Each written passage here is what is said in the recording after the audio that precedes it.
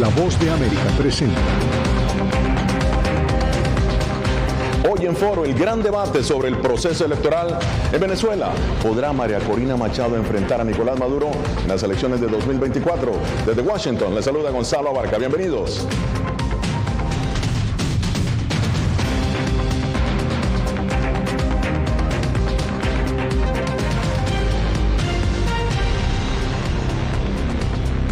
La oposición de Venezuela eligió por un amplio margen a María Corina Machado como su candidata para enfrentar al presidente Nicolás Maduro en las elecciones presidenciales de 2024, pese a estar inhabilitada para ejercer cargos públicos. Para darnos contexto del clima político en que se realizaron estas elecciones y el alivio de las sanciones estadounidenses a cambio de transparencia y democracia en Venezuela, me acompaña Adriana Núñez Rabascal desde Caracas, Venezuela, y Jorge Agobián desde la Casa Blanca. Bienvenidos ambos. Adriana, ¿qué ha dicho el gobierno del presidente Maduro sobre estas elecciones y cómo ha respondido Machado y la oposición? Bienvenida. Buenos días, ¿cómo están? Bueno, el gobierno de Venezuela ha insistido en llamar fraude esta contienda, incluso la Fiscalía General de la Nación ha citado a declarar al vicepresidente y a la presidenta o al presidente de la Comisión Nacional de Primaria por 4 delitos, entre ellos legitimación de capitales, usurpación de funciones, porque dicen que inflaron las cifras de participación durante el día domingo. Mientras tanto, María Corina Machado, que recibió el 93% de los votos y que está inhabilitada para competir, dice que la ciudadanía la ha acompañado, que esos 2.500.000 personas que participaron en la contienda la habilitan para poder presentarse. Sin embargo, aún tiene en la Contraloría General de la Nación esta imposibilidad de inscribirse. ¿Qué hará? Es la pregunta que se le ha formulado durante toda esta semana y a la cual no ha respondido exactamente. ¿Tendrá plan B? Pues por ahora no se sabe. Escuchemos. El que plantee en este momento el término inhabilitación, lo que está diciendo es que no valió nada lo que pasó el domingo, es que desconoce lo que pasó el domingo. Y yo les digo a la gente, hay que escucharla. Yo recibí un mandato y yo voy a cumplir el mandato de los venezolanos. Pero el gobierno no solo ha calificado como fraude la contienda y ha pedido judicializar a los organizadores, también ha manifestado que no se incorporarán otros actores a la negociación que sostiene con la oposición y que se reinició la semana pasada en Barbados. Pretende vender al mundo un megafraude, crónica de un megafraude anunciado. Quizás ellos en el mundo puedan engañar hacia el norte a alguien, pero lo que no pueden engañar al pueblo de Venezuela. En todo caso, aunque aún no han recibido la citación, los organizadores de la primaria dicen que comparecerán ante la Fiscalía porque, según dicen, todo se hizo preciso y transparente durante la contienda del pasado 22 de octubre. Ahora, Adriana, ¿tiene la oposición alguna ruta para enfrentar este panorama? Maduro hablando de crónica de un megafraude, por ejemplo.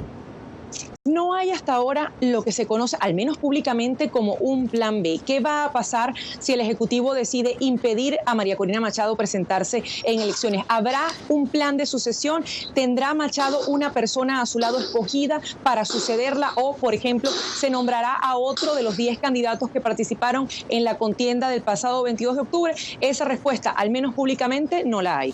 Muchísimas gracias, Adriana Núñez Rabascal, desde Caracas, Venezuela. Y bien, ahora vamos a pasar aquí a la Casa Blanca, Washington. Jorge Agobián ya se encuentra con nosotros. Jorge, el gobierno del presidente Joe Biden ha levantado temporalmente algunas sanciones que pesaban sobre Venezuela, condicionadas a la realización de elecciones transparentes y a que se rehabilite a María Corina Machado.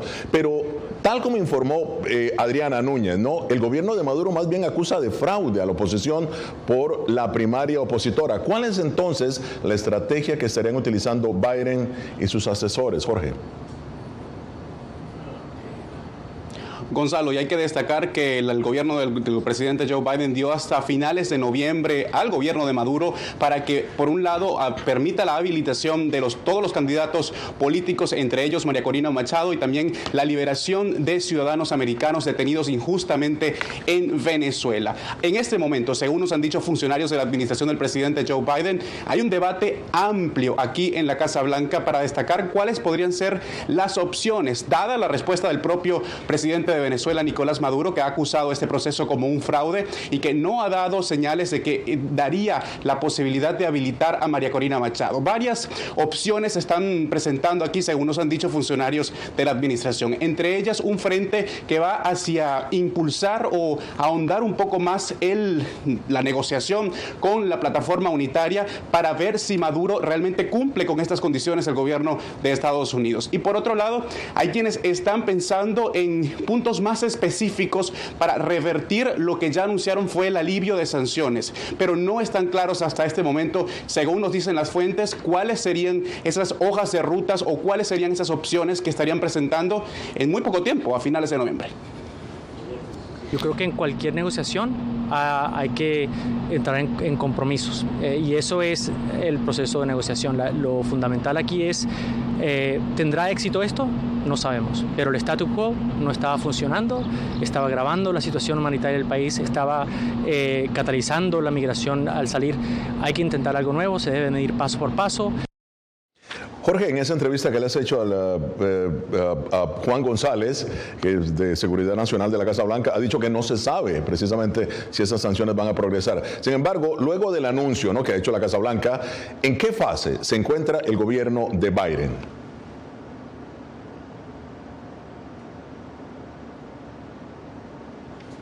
Hemos perdido a Jorge Agobián, lamentablemente, por un problema de audio. Pero bien, gracias por estar con nosotros y vamos en breve solamente a regresar con el análisis. Esto es Foro de la Voz de América, hoy analizando las elecciones de la oposición en Venezuela, el alivio de las sanciones de Estados Unidos y el futuro político de la nación petrolera. Ya regresamos.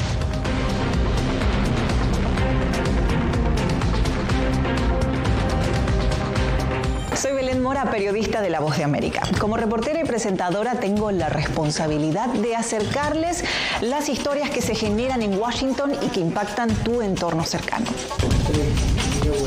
Desde perspectivas diversas en un ambiente informativo en constante evolución que pone a prueba y nos hace poner en la balanza nuestros valores profesionales, te presentamos información veraz, porque en La Voz de América la prensa libre importa. En tiempos de cambios, cuando el mundo parece incierto y lo que escuchamos no refleja lo que vemos, buscamos la verdad. A través de la pantalla de la... Cuando nos cuentan solo una parte de la historia, perdemos la confianza.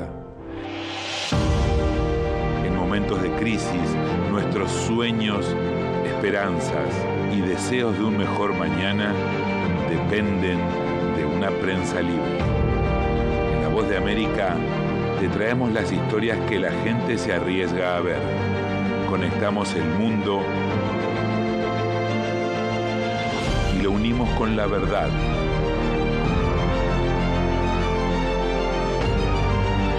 En La Voz de América te presentamos el panorama completo.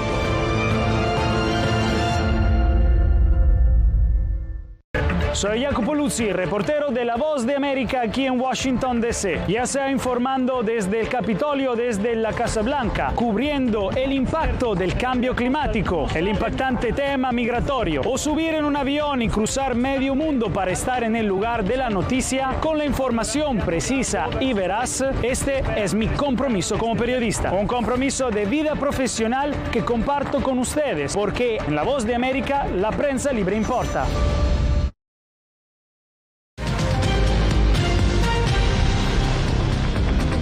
Continuamos en Foro de la Voz de América, ahora para analizar la situación política electoral de Venezuela y el levantamiento de sanciones por parte de Estados Unidos. Me acompaña la doctora María Isabel Puerta, profesora de Valencia College en Orlando, Florida. Ella es directora de estudios venezolanos de esa universidad. También la doctora Leticia Calderón Chelios, politóloga, investigadora del Instituto Mora en México. Y acá en los estudios con nosotros, Antonio de la Cruz, analista político, ex directivo de PDVSA. Bienvenidos. Doctora Puerta, empiezo con usted. La victoria de Machado es sin duda, ¿no?, un triunfo para la oposición. Pero, en su opinión, ¿podrá María Corina Machado inscribirse como candidata en las presidenciales? Bueno, yo creo que ese es precisamente parte del reto que tiene como líder de la oposición, porque es indiscutible que es la líder de la oposición desde el punto de vista de la legitimidad que le ha dado el resultado del domingo. Sin embargo, creo que todos estábamos claros que lo que viene es esa lucha por lograr que el régimen político en Venezuela reconozca esa legitimidad y actúe en consecuencia, sobre todo considerando los compromisos que tiene no solamente con Estados Unidos y el alivio en las sanciones, sino que aquí se van a activar otros mecanismos que podemos esperar de la misma Unión Europea, porque aquí tiene que haber una definición en cuanto a la elección de 2024 y la participación de la oposición. Claro. Ahora, doctora Calderón, hay dos columnas prácticamente que se está jugando aquí en términos de sanciones. Una es la parte petrolera, otra es la parte de migración. Y sobre ese tema quiero hablar con usted. ¿Qué importancia juega en la crisis migratoria de Venezuela en Estados Unidos si hay un desacuerdo en los diálogos entre el gobierno de Maduro y la oposición y por consiguiente Washington decide reimponer sanciones a Venezuela? ¿Cuál es el dilema que enfrenta Washington? Bueno, hay que entender que las sanciones que Washington quitó en este momento, las quitó por 6 meses. Es decir, está condicionando también a los propios tiempos estadounidenses. Entonces tampoco me imagino yo que es una cuestión que ya genera una cierta certeza en términos de una nueva relación. En realidad yo lo veo más como una cuestión en la que se están adelantando a lo que puede ocurrir con lo que ocurre ahora en el Medio Oriente, incluso el mismo dinero que se está mandando para la guerra en Ucrania, y que en este sentido la jugada hacia Venezuela en el campo de las sanciones tiene mucho más con cubrirse Estados Unidos en términos de su propia economía, pensando en el petróleo, y en ese sentido abrir la parte de, digamos, del acuerdo migratorio, que también tiene una conveniencia muy importante para ese país. Entonces, claro, no creo que tenga un impacto directo en este momento en la cuestión de esta disputa electoral. En este momento, a pesar de que la inmigración de Venezuela ha crecido considerablemente, ¿no?, en los últimos meses. Claro. No meses, en los últimos años. Y en realidad eso también es parte de lo que nosotros vemos ahora en México, ¿no? Ya, bueno, muy bien. Antonio, en el acuerdo, ¿no?, logrado la semana pasada en Barbados, la plataforma unitaria, prácticamente ahí se acordó lo siguiente. Dice, de cara a los comicios del 2024 se promoverá la autorización a todos los candidatos y partidos políticos. Eso fue el acuerdo. Ahora, ¿tú crees entonces que el presidente Maduro puede efectivamente habilitar a María Corina Machado? Tiene la legitimidad de origen con la elección del pasado domingo. Por lo tanto, es una larga camino para lograrlo. O sea, no creo que en este momento lo pueda hacer, sino que va a ser un proceso de negociación. ¿Por qué? ¿Qué significó ese acuerdo para Maduro? Para Maduro significó dinero, cash. Maduro necesitaba cash y por lo tanto Maduro entrega estas condiciones porque él va a recibir mensualmente 1.000 a 1.200 millones de dólares mensuales con las no sanciones al sector petrolero, al sector gas y al oro. Entonces Maduro en ese momento se vuelve competitivo en una elección presidencial. Eso fue el cálculo precisamente del régimen. Dijo, con este acuerdo yo consigo dinero, vuelvo a armar el control social de la población a través de los mecanismos de las cajas de alimentos, los colectivos los vuelvo a financiar y puedo hacer hasta un pequeño aumento salarial, porque la crisis que hoy Maduro tiene es una crisis que en Venezuela el salario mínimo es hoy $4 para el sector público y para los $4 al mes. Al mes. Y la cesta básica es $450. Entonces, esa es la caída del capital político. Maduro tiene hoy un 10% en las últimas encuestas. ¿Cuánto? Un 10% en las últimas encuestas. Ya. Entonces, Maduro realmente necesita para poder hacer eso. Y eso fue básicamente el gran acuerdo. La otra parte del gran acuerdo es el nacionalismo con lo de Guyana, y lo podemos hablar después. Claro. Ahora, doctora Puerta, muy rápidamente, ¿cuáles son los pros y los contras de las sanciones de Estados Unidos contra Venezuela? Bueno, las sanciones desde el punto de vista teórico son herramientas que tienen los países que las imponen para forzar, estimular, lograr un cambio de conducta en regímenes políticos que pues tengan un comportamiento como el caso de lo que estamos hablando en Venezuela, no solamente hay un proceso intenso de desdemocratización, corrupción y violación a los derechos humanos. Entonces, en ese contexto, las sanciones se imponen, en el caso de Estados Unidos y la Unión Europea, para lograr condiciones que permitan, por una parte, detener el comportamiento, en este caso autoritario, claro, represivo, y forzar condiciones que le permitan a quienes son las víctimas, en este caso los ciudadanos venezolanos, la oposición, claro, tener oportunidades de participación política y revertir esa dinámica. Ese es en principio lo que las sanciones buscan. Pro, claro. ¿Y cuál es el contra de las sanciones? Si se busca eso, ¿qué es el pro? ¿Cuál es el contra rápidamente de las sanciones? La victimización del régimen. Ellos, toda claro, la crisis migratoria, económica y social, transfieren la culpa a las sanciones. En este caso a Estados Unidos, claro, y la Unión Europea, claro, por las sanciones. Bueno, muy bien, esto es Foro de la Voz de América. Síguenos en nuestras redes sociales, Facebook, Instagram, YouTube y X. Somos Voz de América, una fuente de información confiable. Ya regresamos. Y bien, continuamos el análisis y el debate aquí en Foro de la Voz de América. Antonio, si María Corina no es habilitada y otro candidato, la oposición decide escoger otro candidato, ¿crees que ese candidato tenga el arrastre y pueda precisamente enfrentar, como la oposición desea, al presidente Maduro? No tiene las mismas condiciones María Corina Machado, porque cuando se ha medido a Maduro con otros candidatos, Maduro está mejor posicionado. A pesar del 10% que tú mencionaste, no, lo que pasa es que cuando, de la encuesta de Delfos, del CEGIA. Porque lo que ocurre, Gonzalo, es que los otros candidatos no tienen la confianza. María Corina creó una esperanza en el pueblo venezolano. María Corina es transversal. Votó ese día gente del sector que votaba por Chávez. Ese día salió la gente que votaba por Chávez. Entonces, en ese sentido, yo creo que no es transferible. María Corina no tiene, acuérdate que los votos no son transferibles de una manera. Entonces, ¿qué pasa? Pero, sin embargo, la habilitación de María Corina se necesita para el próximo año, como en mayo, junio.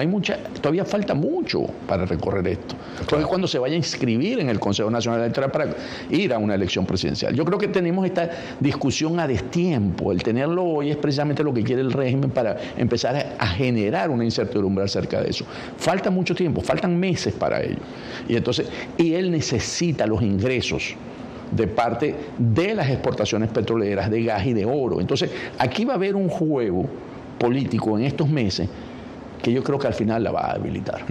Bueno, doctora Puerta, en caso de que María Corina Machado sea habilitada y considerando aproximadamente los 4 millones de migrantes venezolanos, según datos, estos 4 millones son datos de la OEA, que en su mayoría ellos simpatizan con la oposición y pueden votar en el exterior, en su opinión, ¿serían confiables los datos del Consejo Nacional Electoral, cuyos miembros tienen simpatías por Maduro y así lo han dicho? A mí me parece que el problema está primero en el acuerdo que se suscribió en parte. No hay mención de la participación del voto exterior. Y una de las inquietudes que hay, sobre todo de quienes estamos fuera del país, es que hay que actualizar el registro electoral porque tenemos una población de venezolanos que se vinieron como menores de edad, que se fueron del país como menores de edad y que no tienen participación, no pueden porque no están registrados. Pero en el caso de Estados Unidos, concretamente, donde tenemos una significativa población venezolana, ¿cómo sería ese proceso? No hay relaciones diplomáticas, inclusive, no solamente para efectos del registro, sino para el mismo proceso electoral, la participación.